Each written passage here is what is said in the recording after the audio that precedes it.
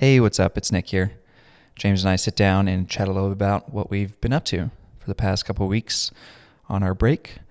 We also talk about AI versus Web3 as opposing forces. We also chat about our topic of the week, which is designing under constraints. As always, you guys know the deal. Like and subscribe on YouTube. Give us that thumbs up. It really helps us out. Spotify actually has stars now. So if you haven't already, go give us some 5 stars on Spotify and a follow as well. Of course, there's Apple Podcasts, Google Podcasts. Do all those things. You guys know the deal. And if you have any thoughts or questions or topic ideas, send them into minordetailspodcast@gmail.com. And yeah, let's hear that amazing intro by KYOSHY the Kid.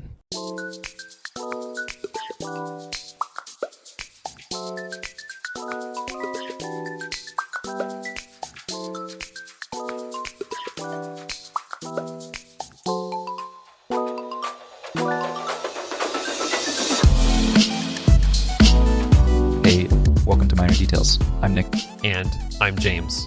And we're 2 designers in the big city. Sweating the small stuff. Phew. Hey, Nick. How have you been? It feels like it's been a while since we last recorded. Yeah, it has been a busy couple of weeks. I've been working on a new project at the office and trying to balance that with some personal projects. How about you?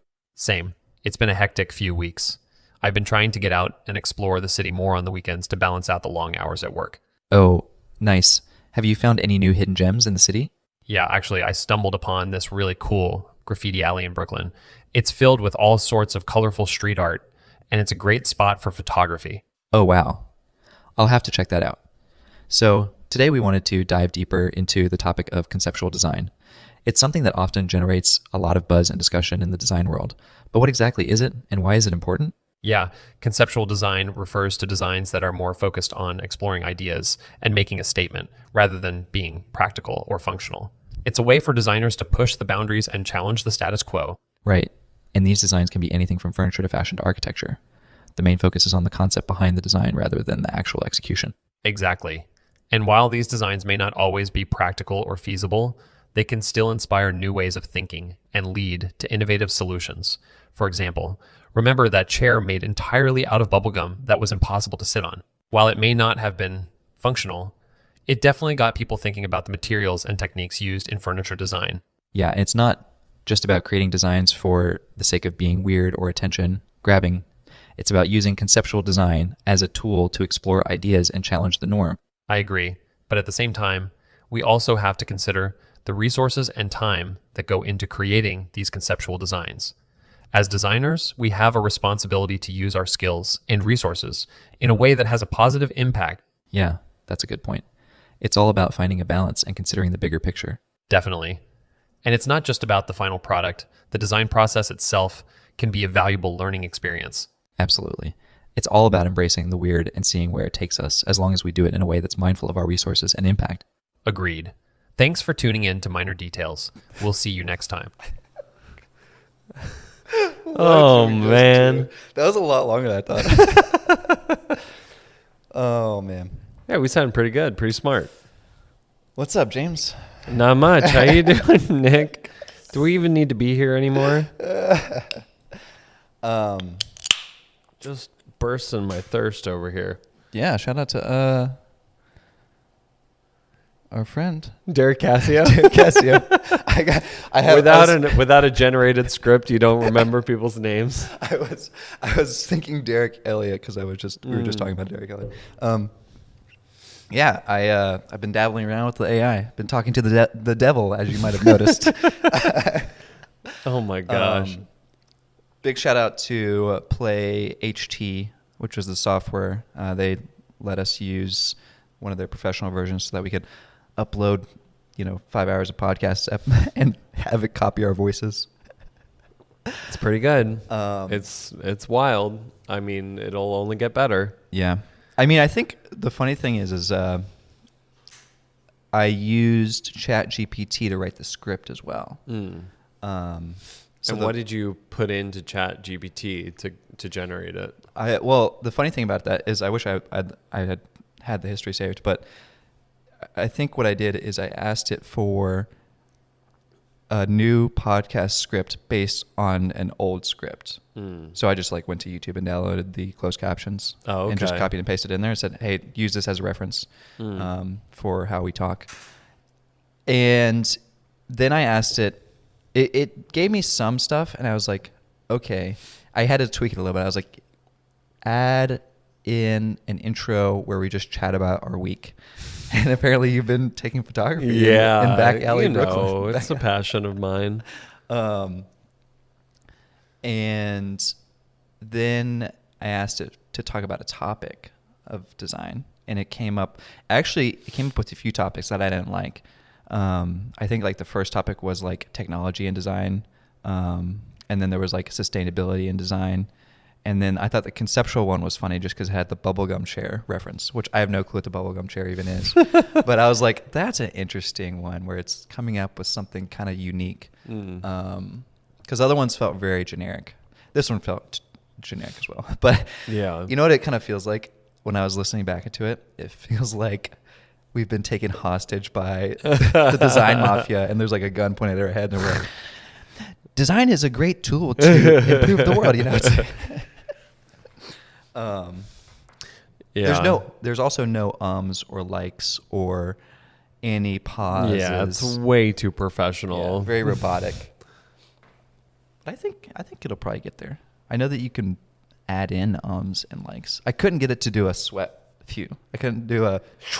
But like, what would ultimately be the point of like having technology like that? Yeah, I mean, I think the interesting thing about this software, the voice AI, is I'm curious to see what business avenues it kind of fits into. I feel like it fits into more instructional videos, more production videos. I think podcast is an interesting one where part of the podcast is more personality based and less audio voice content based. Yeah. That was just one kind of insight that I had doing it. But yeah, do you ever find those YouTube videos that are just like you're trying to maybe find the top 5 espresso machines from like 2022 and it's just some weird like slideshow with like a computer generated voice like describing each of them? Like it's not some professional like James Hoffman or Seattle Coffee Gear being like, and here's our top picks and here's why. I mean, I always feel cheated by those videos. The interesting thing about those videos is I feel like they're getting better and better.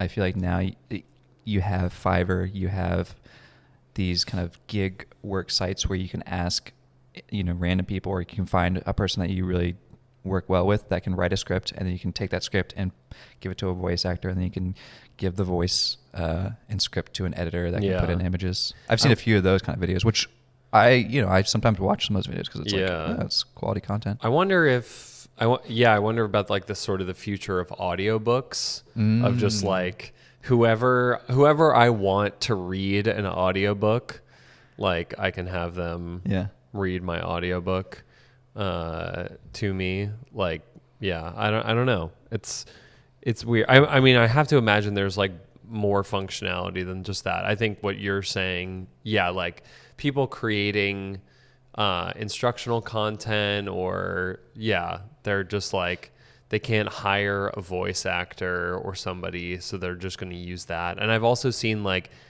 AI people that like will read the scripts, like deep fakes. I mean, the technology for like instructional videos. It is kind of wild to think about. I mean, I know we have our AI bit in every episode now, it feels like, but I know, I thought that was fun and exciting just because I think we had talked about it on a couple episodes ago where we were joking about replacing our voice. And now we finally have access to try it. And I don't know. You guys will have to let us know what you thought about it. This whole industry is clearly being funded by big porn. I mean, that's the internet will always anybody's voice, anybody's likeness, and I mean, come on, all for the perverts. What have you been up to, James? I mean, I guess we had our little break. First episode back in the new year. Yeah, I mean, Christmas and New Year's have passed, and then another week where my entire family got sick upon returning from Christmas and New Year's. Oh man, yeah, that was not fun, but it was nice. We were down in Florida again. That's good. How was some warm weather? Yeah. How was your Christmas? Did you get anything good? We don't really do gifts anymore. No? No, just get checks. The only gift that was given was I gave my sister's cat some more cat toys that I designed. You know, my famous cat Only toys. the cat got actual physical gifts. Look, I got Everybody else is just trading stocks. Oh yeah. We've talked about these cat toys before, but now I have one for each finger, like the Thanos or whatever. Is that his name? Isn't that a thing? Thanos? I don't know. I don't watch that movie, but If you snap your fingers, you'll break all of them simultaneously. Yeah. I do love these things. yeah, it's just this silly Give me little another one. silly little plastic ball. Oh, James is juggling. Oh man. Oh boy. Those are fun. Cat toys going everywhere. Yeah. Yeah, it was good. I also saw our friend Derek Elliott, the other Derek. Oh yeah, because you were in Austin. Yeah. Derek and I have been working on a animation and renders for the new sofa. Well, the Polish sofa that I've been working on, which I don't know how much we've talked about it on the podcast. Yeah. The sofa's been out for a while. I haven't released it necessarily on my socials or put out a press release or anything like that, just because I want to make a big bang. It's like my first production furniture Yeah. line. Well, should we talk about it at that point, or should we we'll talk about it we'll now? talk about that one. Okay. But I'm just teasing it because Yeah. the pod listeners get the tease. The early info. Well, I did receive gifts because my family loves me. And What did you get? I'm curious. No, I mean there's there's some standouts. I got a nice Charlie Brown style hat from Allison. Wait, what's the hat look like? It's like one of those ones that has the flaps that you can button Got it. underneath, Okay. but you can also button up here. And she also got me this this thing because we were obviously flying a lot. It's like this dongle thing for pairing Bluetooth to an airline seat, because all of them just still have audio jacks. Oh, interesting. But you can also pair 2 sets of headphones to it. That's kind of nice. So two people can watch the same movie. Yeah. Okay. So that was cool. My sister-in-law got me one of those Fellow coffee vacuum sealers, the ones that you you put in and you twist the cap and it pulls all the air out. Never heard of that. That's cool. It's Sounds nice. cool. Oh yeah, Fellow. I always, as I said before, Fellow is You're a one fan. of the modern companies that when they release something, it's as exciting to me as an Apple release. Because you're this is your hobby, is making coffee. Yeah. And speaking of which, I think the best gift for everybody was the fact that my father-in-law got my mother-in-law a DeLonghi espresso machine. Nice. That has the grinder, the tamp lever. Nice. And yeah, I mean, I think we were all just waiting for it to be unboxed. You're I was just I was just AeroPressing until that day, and I mean that should have been an early opening. You should have early opened that. I know, but it very similar, I think, to the Breville machines, except where Breville are the brushed metal boys, DeLonghi is in the chrome zone. They've decided chrome and black, that's their vibe. That's the aesthetic of those machines. Is the DeLonghi one more industrial looking, or is it more appliance looking? I would say it's almost more traditional coffee espresso machine. I mean, styling wise, if you were to break it down to just the form, none of those are it. It's got the hopper on top. It should be Yeah. It's kind of, like this one. yeah, it's or almost like KitchenAid in some way. Yeah, I can see that vibe. But in terms of like the form itself, yeah, that one on the left, on the very left there. Oh, that's nice. Ooh, In terms of the form, I would say it's not too dissimilar from the Breville machines. Yeah. I mean, I think I got the Breville espresso machine. Yeah. I think how much are they? I think it was pretty expensive. It was like $600-700 or something. Yeah. But it comes with everything: the grinder, the tamper, everything you need. Yeah. It's so well designed, and I think we've talked about it on the podcast, but all the little details are so well designed. But I love the look of those old school, very utilitarian like espresso boxes. I think the one I like the sheet metal, like what's the Rocket or the EMC one, La Marcosa. Yeah. That's cool. It was great. So that was a real highlight. Specialista, DeLonghi Los Specialistas. Yeah, that's it. Okay. Still haven't figured out. Have you gotten proficient at latte art, foaming the milk and everything? I always do iced. Oh, iced. really? Yeah. I've tried a few warm drinks, but I don't necessarily enjoy warm drinks. So it's almost like just a fun activity. Yeah, it's funny because Allison can't understand why I do prefer cold drinks, but to me, like the efficiency of it, I like the taste and I like the temperature of cold, but also just like the efficiency of the drink. Easier. Like I'm never in the situation anymore where I have like half an hour to sit down and drink a single cup of coffee. That just doesn't. That's You're not just throwing it down the afforded hatch. to me. Yeah, exactly. Oh man. But yeah, we got back from vacation and just one by one, everybody got sick. Went down like flies. Yeah, basically. But you're all better now. All better That's now. Good. Been working on my little hay bale sofa. Yeah. That was like a fun little activity, I guess. I don't know what you would call it. Back with the straps, I guess. Yeah. I got straps on my mind. I don't know what that's about. But I know what it's about, Nick. It's not about that. I know what it's about. This podcast is PG.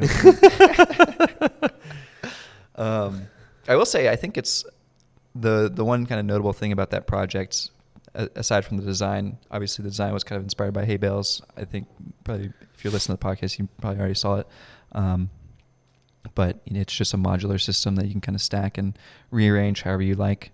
I've been like seeing a lot of the Togo furniture.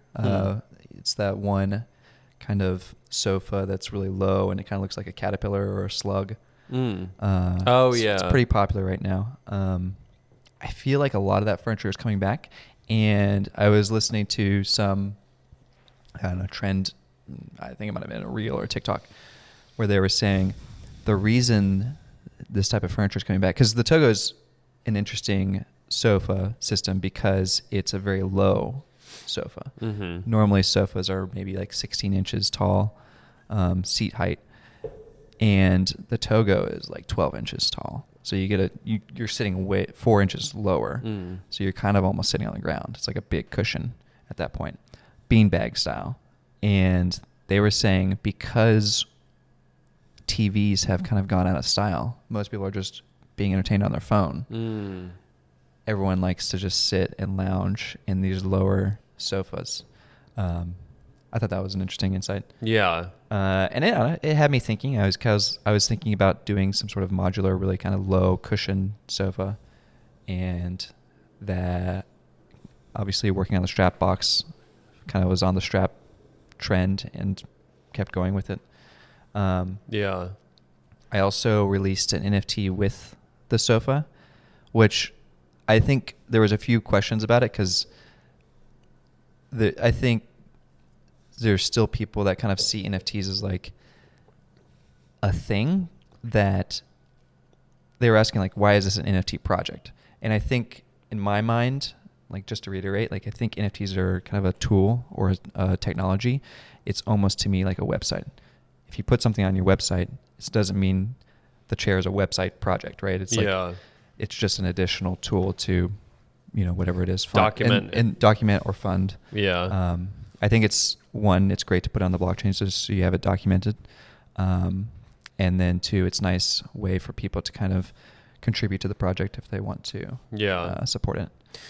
I had an update Yeah, on the whole NFT blockchain AI discourse, because I don't remember which episode it was, because we talk about AI pretty much every single episode, but I had sort of this thought about Web3 and it being sort of there's been a lot of discourse over the last was it a couple weeks or a month ago where there was that whole ArtStation sort of it was like say no to AI. Yeah. I didn't know that was ArtStation. I didn't really follow that trend. I think it was ArtStation. I could be wrong, but it did seem like a big thing that I was just not in the circle of. Right. Like I could hear it on the outside of like there's a lot of pushback against AI art, but from a design circle, it's kind of silent. It seems for designers it's much more of a tool. But I can see where artists and illustrators can really kind of see the threat there. Yeah, because obviously we know that this AI is trained off of artwork of different artists, and so that was its thing, was it stealing art from, I think that, but also like just that they didn't want ArtStation promoting it as as art, I guess, or something because of like how it's being generated is being generated off of like the original creative work of other people. Right. And so I sort of had this thought of like, couldn't Web3 be sort of like an answer to the kind of privacy, the creative, like ownership within the AI conversation? And I was talking to my sister-in-law's boyfriend, he's in real estate law, but like he understands or at least knows people within copyright. But I basically was saying that to him, and he thought that was a very good idea, that basically by putting things on the blockchain, if somebody were to train AI off of an image and that image were to be on the blockchain, then at least there would be sort of a trail. Yeah. So in that way, it could potentially protect artists from AI, from people indiscriminately taking imagery and feeding it into the AI without permission, or even I don't know, getting a royalty or whatever. It could track all of that. I definitely think you're onto something with that thought. I feel like I've heard a little bit about trying to send royalties back to the original artists that train this data. I think I was reading an article the other day about it, and it is interesting because if you think about it, how many times is your image being trained, or how many images are being generated of, say, an original piece of artwork, and how many original artworks go into one AI image? Yeah. And at what, and how much does, I think at a certain point it's the royalties that you'd be getting are fractions of a penny. Sure. But most royalties are fractions of pennies. Fair. Yeah, I'm not saying that's. I just think that's an excuse to not do it, but it feels like, if anything, the blockchain. I'm just gonna throw out a bunch of jargon and hope that it works. But the blockchain, the algorithm, all of these things could calculate more easily, how this royalty breaks out. I do agree that there is the I don't even want to call it the paper trail because there's no paper involved, but there is a trail back to the original creator. And going back to this hay bale sofa again, it's part of the reason I minted it was just to kind of stamp this is when I created the design. And I remember I want to say when I was in school, 2012, and I did the nightlight that got ripped off in China. I was talking to some lawyer friends, and they had mentioned, I think I also had gotten a cease and desist from someone that said I had copied their lamp. It was a whole thing. A lot of buzz around that lamp. And one of the lawyers was like, well, you need to, if you can't get a patent, you need to at least somehow verify that you've created this idea at a certain moment in time. Yeah. And the way that we did that was I called my mom, and because at the time it had been a couple months had passed, and I had, taken the sketches home or something. And I called my mom and I was like, Mom, can you take all the sketches, put them in a box, seal the box, go to the post office, and get them to ship the box and stamp over the seals. Yeah. And essentially that has a dated, provenance to it in the court. It's not as strong as patent by any means. Yeah. But if there was ever some sort of lawsuit where we had to go to court, we could take the box and we could open it, and being stamped by the government, it's like an approved. It has some weight to it. But I think you are right that blockchain obviously kind of replaces that idea. Yeah. Yeah. So I don't know. It's interesting. I mean, yeah, blockchain is inherently like a decentralizing force. AI is very centralizing. So I definitely think there's some yin and yang there. Yeah. And it's an interesting thought. I don't really see the threads yet, how it's going to function that way, but I think it's definitely two opposing forces to some degree. Yeah, totally. Well, we won't have to rant about that too much because you know how I go with blockchain stuff.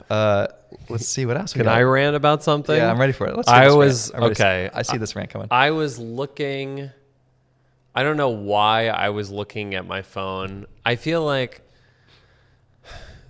throughout the course of my career, I've definitely refined my eye to be able to see things that I want to be one way, and I can tell are not. I feel like my eye is more in tune with if lines are parallel with each other, or if they're diverging or converging, or is this actually concentric or whatever. Right. We have the designer eye. Yeah. And so I'm looking at the back of my iPhone, and I realize that the outside edge of the phone is not concentric with the squared out rounded bump and camera. There is that bump and the camera are slightly smaller than the outside radius of the phone. And then you threw your phone. I cracked your screen. I said, Clara, go take Daddy's phone and put it in the trash, and we'll never speak of this again. Oh, man. Yeah. Rest in peace, Steve. It's one of those things that I'm sure that it's no small thing to design a piece of equipment that is this well built, right. And I'm sure there's all sorts of negotiations, and this will feed into our topic around the constraints of the tech and where things have to be placed, and the size of the camera as per the spec that they're shooting for and everything. But it's just that little deviation. Well, you want me to break your heart again, James? Yes, please. Right. So obviously I've had that observation as well. And obviously, well, I think every designer. I had that observation, and I had my mom go to the post office and mail that observation to me. Yeah. So I'm taking you to court. We both have envelopes of our observations. Now we're going to open them at the same time and see who had it first. Yeah, we could speculate on the reason why the outside radius is smaller than the camera radius, but well, it's also there's definitely a custom fillet, a custom radius to the outside of the phone. Right. It's all G3. But the camera is a perfect circle. And so you're never going to get exact concentricity between them. But you can get perceived. Yes. And it's not even that. It's not that. All right. You ready for this one, James?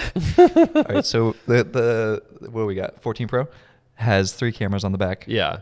And they, in my mind, are. I initially thought they were all equally spaced. Have we talked about this? Oh no. They're not all equally spaced. I thought it was an equilateral triangle between all 3 of them. But the one on the right, the far one, the single one, is farther out. So now it's a bilateral triangle? Is that what they call it? But it's equally spaced to each of like the other cameras. Yeah. Like that one is equally spaced to the top left and to the bottom left. Yes. I would assume. Yes, it's centered. Yeah, I mean perfectly, that's yeah. And then you have the other like the flash. Well, those obviously are okay. those are kind of not secondary. Yeah. But it's really close. You just got to scooch it over. It's kind of like your scenario where it's like really close. yeah, it's super duper close. And the thing is like design like this in the age that we're in, where you have, I would say this is very modern, contemporary. Like, given that it's so minimal, it makes those things so much more pronounced. It's true. like walking into a modern building that has no crown molding. Like, you can't help but see how bad the meeting of the wall to the floor is. Right. Yeah. And like, I what the intent was, but like, I don't know. That's why I like crown molding, actually. Because it hides all the mistakes. Yeah, and I mean it's such a it's aesthetic, not- but it's hiding. Well, I guess I enjoy the charm. Yeah, I would either prefer to live in a really modern place or a really charming place, but I don't enjoy living in like a very like cookie cutter apartment complex. right. place. Have I said this before on the podcast? In my opinion, I think modern contemporary furniture looks best in like an old French apartment. Interesting. Because of the contrast. Because of the contrast. Wow. I think modern furniture in a modern apartment looks banal. Like like there's nothing about it that then stands out as like special and unique and interesting. I can see as that. as opposed to its like backdrop. Like this, I mean, I think you could say the same thing as like if you had a modern piece of furniture against like exposed brick or something. Just having that contrast, I think is what really accentuates the beauty of like a modern piece of furniture. That's a good point. I like that. Yeah. Would you say it's the opposite as well? Would you say having a non-modern, I don't want to say traditional because I think you can go like postmodern, Yeah. something that's not modern in a very modern environment is also exciting? Yeah. I think about like a lot of like anti-design or like a lot of postmodern design. A lot of the trending of furniture design currently is not very modern. A lot of it's very postmodern. Yeah. Very like craft. Mm-hmm. I want to say. Yeah. No, I do. I would agree with that. I think that like, somebody like Marcel Wanders kind of like explores that space of like something that feels traditional but is contemporary and lives in like contemporary environments. I like that. But yeah, it has like, I don't know. Yeah, I think I just think like contrast, understanding how to balance a space with like things that are clean juxtaposed to things that have texture and like all these things that sort of excite the senses. Like I think I don't know, I've definitely had the experience of walking into somewhere that's like super modern and every piece of it is modern and it just feels There's no charm. sterile. There's no character to it. Charmless. Yeah, I like that. I also have one more rant. Go for it. I don't even know if this is a rant, but I will say sometimes I'll post a little. I've been on Twitter a lot recently, ever since NFT stuff, and I've been posting a lot of just like design thoughts on Twitter that no one really ever sees, but you know, some people see them. But I had this thought the other day. I think I was talking to someone. It was either about the hay bale sofa or some other concept that I had just done quickly and rendered out very realistically. And I was at this design event, and I was like, yeah, it's, you know, I just did this concept. This is kind of what I've been working on recently. And I was like, kind of just saying like, yeah, it's fun, but it's not as cool as the furniture in this room, because we were at a big design event, and like people had built this beautiful furniture that they were showing. And the person I was talking to was like, yeah, but I mean, all you need is a couple $1,000s. You can make that thing for real. Mm-hmm. And it kind of got me thinking, because a lot of this stuff in the room, you know, a lot of the design world in New York is high design, furniture design world. It's like collectible design, a lot of one-off pieces. You know, a lot of the pieces in the room only had one in existence. Yeah. And someone had just paid a couple $1,000s to make it. And that's what gave it its importance. And it got me thinking, because I feel a lot of the design, at least in kind of the niche I'm in right now with furniture, it feels like people are just making shapes. And I've been kind of ranting about this on Twitter. It's just like, it feels like someone made a big fluffy or squiggly shape and got it upholstered and got some nice photography done, and everyone applauds them. Which, you know, it's still a feat to make a nice looking thing that is a good shape and is upholstered and stuff. But I don't know. I feel like maybe I'm just... maybe just my personal style and vision wants to push for more than just that. It just feels almost like we're entering maybe postmodern maximalism era, where there's not much thought really going into designs nowadays, at least in the furniture scene, where it's just shapes and shapes and shapes. More shapes the better, the crazier the better, without much meaning. I don't know. And it went, you know, I was starting to spiral at this point. And because it was like, is that all I really need to do? Is I just need to spend a couple $1,000s to make my render a reality, and then I get all the recognition? Is it really just about that extra $1,000 and getting a photograph made? And, you know, what's the difference between a photograph and a render if rendering has got to the point where it's, you know, perfect? I don't know. That was my rant. This is why I post on Twitter and no one reads it, because it's so incoherent. It just starts off and it trails. Okay, so let me try and understand there's a few thoughts going on in there, what you're getting at. Yeah. So back to the first thought, which is like, is it real, and is it valuable if it's not real? Yes. Is that? I would say that's probably the main thought. I mean, we could rant about postmodern design being kind of reaching its maximal point right now, but yeah, I think the main thought is going back to this idea that what's more valuable, the image or the physical thing? Obviously, this kind of ties in a lot with the NFT world as well, just conceptually, social media conceptually, where even those really nice, high design, collectible furniture pieces at these exhibitions and galleries that cost, you know, tens of thousands of dollars, and there's only one of them, the value of that design is not necessarily the chair itself. It's not necessarily the physical thing, right? It's almost a piece of art. You know, the value is someone gets to buy it, put it in their home, take a photo, show it to their friends, says, hey, I got this thing. You know, it's a little bit of a status bragging rights game, but yeah. I don't know. I don't really know if there's any coherent thought there. I just wanted to rant. But I think, I don't know. I think it's an interesting thought, because like, especially, you know, we were just talking about NFTs. It's like, where is the value when it comes to an object, a thing? Yeah. Well, this, I recently watched, do you know Red Letter Media?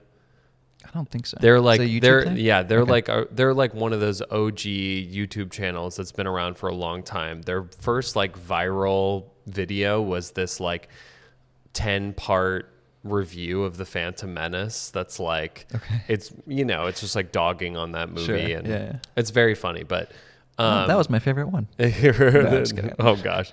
But there are people that feel that way. Yeah. It's funny. There's like, it's the same thing with, people say like Weezer, like depending on when you found out about Weezer, like your favorite album will be at that point in their career. Interesting. But anyway, it's, that's an aside, but they recently made this video, 'cause I guess people have started like getting VHS tapes like authenticated, like sending them to an independent ratings agency to get them rated and then sell them. It's like a collectible now. Yeah, Okay. like they put them in a case, they give it a rating, Right. and then they sell those. And some people, I think the first That's crazy. instance of it was actually like a fabricated story that ended up increasing the value of the whole market. Right. It's like the unreleased Shrek 5 VHS. Yeah. So what they did was they took this movie. There's this movie that they've been collecting. People have sent them VHSs of this movie called Nuki, which is like this movie from the 80s that is a terrible movie. Like nobody saw it. But it's like a joke for their channel. Is like people sending them Nuki. Okay. And so their idea was that like they probably have almost every Nuki VHS in existence. And so what they ended up doing was creating artificial scarcity. They got a wood chipper and they destroyed almost all of the tapes. And then And now Nuki tapes are worth a lot of money. and then they got their best one authenticated by one of these third party, and then they sold it on eBay. I think it ended up selling for $80,000. Wow. But they donated all of it to charity. Yeah. But yeah, I mean that's the thing is like scarcity is valuable. Mm-hmm. Obviously, like there are certain artists that their names lend value to something, depending on like, I don't know, any number of factors, like the quality and consistency of their work, how much they're like impacting culture, like also just who they know, and like are they featured in galleries, and but like I don't know. I do tend to agree that I believe that the value in something, and it's probably why I'm a designer, is in the physical object. Right. And because like I think there's just so many more barriers to the creation of the physical object and the execution of it. And I think it has to be beautifully executed, but there's so many more barriers to it than to model something and make a rendering of something is like a step in the overall design process before making something. Yeah. But to make something, in my opinion, is so much more of an investment into like the creation of that idea, and to make it real. Like you're taking on just a lot, like the artist themselves is taking on much more risk to like invest money into the art. And so like I think that to me is a part of the value of an object, is like the amount of investment that the artist has put of themselves into it. Yeah. I think that's very well put, because I think I ended that Twitter thread on the last tweet, which says maybe it's just as simple as thinking design is important enough to spend the resources to make it real. Yeah. Maybe it is just about spending enough resources, whether it's time or money. And then I kind of ended it again, going back to my rant about maybe people should think a little bit harder about what they're spending the resources on and not just make another, squiggly chair or something. But yeah. anyways, that's my rant. Yeah. Nice. Follow me on Twitter if you're interested in those, unhinged tweets. Let's see. What else we got going on here? Should we get to the bigger, broader topic? Yeah. I think that this feeds into a lot of what we were just talking about, which is constraints and designing under constraints. And, I think when I decided to jump in on Peloton full time was like, that was a very deliberate decision to like get really involved with the constraints of the process. Yeah. Cause like for the longest time I had been freelancing, and a lot of freelancing, you end up doing mostly front end work, right, and not a lot of back end work. And back end work is when you're like faced head on with like the constraints of so many different constraints. But the big ones that I think about are cost constraints and materials process constraints, which kind of go hand in hand. But I don't know. I'm just curious your thoughts, Nick, on constraints, how you see them, how you deal with them. Yeah. Well, I think the thought that when we were talking about this topic, just to get it ready for the podcast, the one idea that popped in my head is that design without constraints is art. I think thinking back to kind of the high design and collectible design world that I now am tangential to, it feels like those $10,000 chairs have zero constraints, right? The constraint of making something out of solid marble is, there's no, I guess there's a manufacturing constraint there, but the cost constraint is gone. Coming from, originally making dog toys, and then of course working on a variety of other kind of consumer facing products, cost has always been a huge constraint. Well, but the marble the marble table or marble chair, the constraint, there is some constraint to like what the material can do and how you're able to shape the material.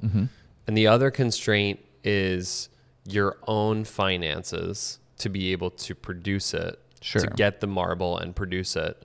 And then the constraint of like, well, I guess this is not constraint, but the gamble of, will somebody consider this thing that I carved out of marble valuable enough that I will not only recoup my losses, but make a profit? Yeah. I guess in that sense, that's a constraint. I definitely think the manufacturing constraint's there too. I think, like you said, there is a variety of constraints. I was also thinking brand constraints. I think a lot of times, I feel like I remember this, well, not necessarily at PetMate, but the one thing was that I feel like I've run into is, does this fit the brand or not? That's like my favorite conversation at work. I love that. I feel like that at Peloton, I only did a few little details here and there for them, but that was definitely a very big thing. You guys have a very big, and obviously you've talked about your setting up your whole brand language for the company. That one seems much more fluid. It's like you can debate it, whether it's a valuable detail to deviate from the brand language or not. I think for me, there's definitely times at work where I maybe don't see it as everybody else sees it, and maybe someone else sees it more clearly than me. But there's definitely, I think, like after working in the industry as long as I have, and like working with different brand languages, I feel like I've gotten pretty good at just like, this is where I should explore, this is where I should not explore. because I think that's the secret of the brand language that people may not understand, is that it's a tool for efficiency. Just like with cost and materials. Yeah. Like constraints actually make the design easier to design. Yeah. In many cases. I think. Yeah, because I think having no constraints is the problem with art is that it is unconstrained in that like nobody's giving you your individual brand language. Right. Nobody's giving you necessarily like a material to work with. It's like, how do you manifest like yourself in a statement? Like that's it. Yeah. But yeah.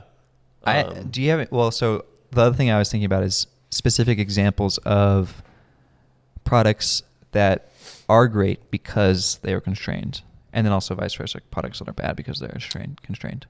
I have a few ideas. Products that are great because they're constrained. Yeah. Constrained in what way? Like anyway, so I'll tell you some. I think some of this is kind of self-imposed on myself. I wouldn't say I did a plastic chair concept a while back.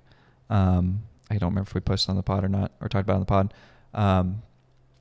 And I think a constraint that I think about a lot with furniture is stackability. And sometimes that can make the design great. Like that could be the feature, not necessarily the feature, but like the defining moment of a design. But I think to make it great though, a chair can't read as stackable. Like even though that's a constraint, right? Like I shouldn't look at a chair and my first thought be like, oh, that's stackable. Right. Like I think, I don't know. Like I think you had said this earlier, or you were just mentioning it to me, or I think I wrote it down. What does it say? The best designs seem like they've had no constraints. Yeah. Even though they've had a ton of constraints. Sure. Because like as I've become so painfully aware of working at Peloton is like the amount of negotiation that you have to do with the constraints, like, between design and other teams, right. Between design and marketing, between design and engineering. Like there are just most of the day. I do feel very lucky that I feel like most of my job is designing, but like most of the day's worth of meetings is filled with just constraint negotiations. Yeah. Of like do we have the money for this? Like if we don't put money into this, do we put money into this instead? Right. Like what's the highest touch point piece on this product, and is that worth more money than this other piece? Even though that's maybe more visible to the user. There's just like all of these really interesting conversations. And I don't know that I'm necessarily like a great negotiator when it comes to these things, but it is really interesting that like, I don't think people understand the like, the lengths to which like things are debated. Right. And like sometimes design wins, sometimes it loses, sometimes engineering wins, sometimes it loses. But like you hope that in the end, nobody looks at a product and says like, wow, that looks like a huge compromise. Yeah, that's the worst. Man. Yeah. I feel like I've definitely had constraints that I almost don't want to blame the constraints. I would blame myself that I just didn't design well enough under the constraints. The products that I can think of off the top of my head right now are litter boxes. I feel like almost every litter box I designed had enormous constraints on it. Yeah. Back when I was designing at PetMate, they just have to be very cheap, and they're very big objects, and those things do not mesh well. Yeah. So you got to resort to stacking. You got to resort to sizing. Got to resort to like wall thickness of like how thin can you make this plastic and still be a usable product. I remember one time specifically, I designed this beautiful litter box. It was almost like just a very clean kind of filleted cube but all the surfaces were slightly curved, so it felt very like soft and kind of round and squishy. It wasn't squishy, but it was like very clean. Yeah. And I present it and everyone loves it. And so we start moving forward. And then we realize like, oh, we have to take some cost out of it. And the only place to take cost out was just thin the walls down. You thin the walls down and now it's not structural enough. Right. And now we have to figure out how do we add structure back into this design that's perfectly smooth and flat. Ribs, yeah, bone lines, yeah. and oh man, it felt like a dagger going in my heart and just twisting. Like just having my boss say like, Nick, we have to add structure and we have to add some sort of crease, some sort of like, bone line or detail. Yeah. And just taking that perfect, minimal squircle and just adding a line to it just felt like. That is interesting because like I think most of the time people would see bone lines on things and be like, oh man, the designer like got way too carried away. Exactly. But actually it's like there's a functional benefit to something like that. Yeah. I think in hindsight, and this is why I kind of, you could always blame someone else, but like the idea is in hindsight, if I would have known that that's how it would have played out, I wouldn't have done the perfect, clean sphere. I would have had maybe some sort of textured, like pleated look to a litter box or something kind of interesting like that. Yeah, yeah. So you kind of incorporate a bone line in structure, but not in a very, quote unquote, like car designer way, But it's interesting because like I'm sure that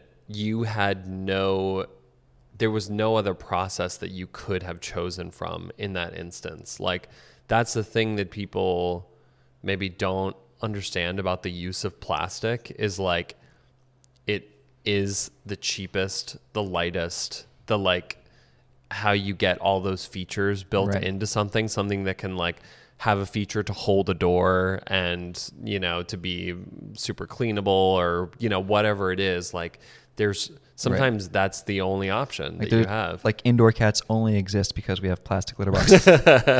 Metal litter boxes that would cost, $200 would mean that there are no indoor cats. There's only outdoor cats. Totally. But here's another constraint. You want to hear another constraint? Yeah, go for it. I feel like they're popping in my mind now. One that I'm working on currently is the strap box. I think we showed that last podcast or one of the podcasts. But my plan is to have them CNC'd just out of plywood. And the thing about CNCing interior corners is that you can never get a perfect right angle because the drill bits are, a circle and it goes up. And so you have a couple of options, right? You can kind of go past the edge of the corner and create kind of they call it a dog bone. It kind of looks like a, extra little hoop or a little cutout. And then it'll perfectly fit together. Or you can chisel it by hand, chisel out a radius corner to make it 90 degree. There's probably a few other ways you could do it in terms of secondary processes, but it's one of these constraints that's like, do you make the product cost, $30 more, $40 more for the consumer to have these perfectly chiseled, box joint look? Yeah. Or do you, keep it cheaper and have a little, even if it's the smallest detail, right? Even if it's the fillet that doesn't match the camera on the iPhone, Yeah. No, all that would be, that could be a whole other topic, but sort of like post-processing. Because there's like, when you think about how something is made, there's like the primary process. So like injection molded or welded or whatever, and then, or like forming welding, but then there's like the post-process. Right. So like, for instance, at my dad's company, rotational molding, like there's, if you wanted to add if you wanted a handle in there, you designed a handle, like you would have to create a fixture. There would be a fixture that would be needed to make, and you would take a router to that, and somebody would cut that out. Yeah, by hand. By hand. and you would have to make it, be able to be replicated. You get the same quality every single time. And then like you would also like take in, they have these tools that'll just like remove the sharp edge. They're burr remover tools. I don't know what the term is called, but. And so like, all of that time and process, like it adds up. It's not like that in that instance in particular, like not a huge added cost. Right.